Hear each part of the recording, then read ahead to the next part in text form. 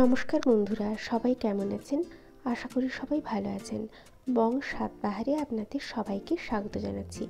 শীতের মরশুমের শুরুতে টাটকা শীতের ফুলকপি দিয়ে দারুণ স্বাদের একটি রেসিপি শেয়ার করব আপনাদের সাথে, যা ট্রাই করলে বারবার এইভাবেই খেতে ইচ্ছে করবে। একটা মশলার পেস্ট করে নেব। এর জন্য এই উপকরণগুলো নিয়ে নিয়েছি। মশলা বাটা হয়ে গেছে।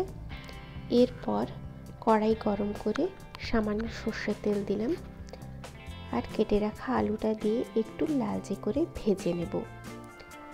পরিমাণ মতো লবণ দিয়ে দিলাম।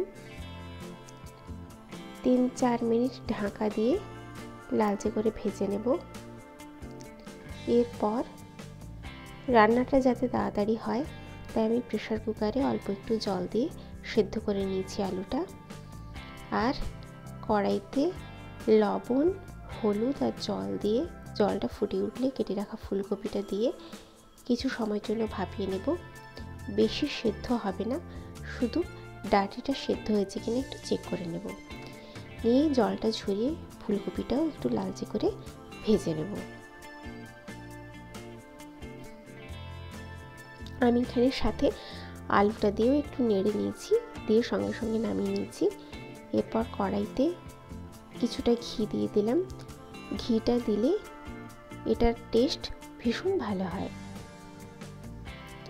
এরপর থেতো করে রাখা গরম মশলাটা দিয়ে দিচ্ছি, দিয়ে একটু নেড়ে নেব। খুব সুন্দর একটা গন্ধ বেরিয়েছে। আর মশলা বাটাটা দিয়ে দিলাম, দিয়ে ভালো করে একটু কষিয়ে নিতে হবে।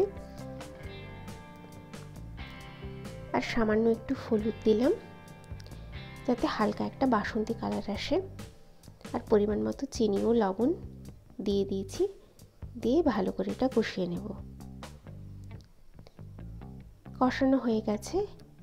এরপর ওই মশলার বাটি ধোয়া জলটা একটু দিয়ে দিলাম আর সেদ্ধ করে রাখা আলু ও ফুলকপিটা দিয়ে ভালো করে নেড়ে নেব। খুব বেশি মাখো মাখো মনে হচ্ছে বলে আরও একটু জল দিলাম,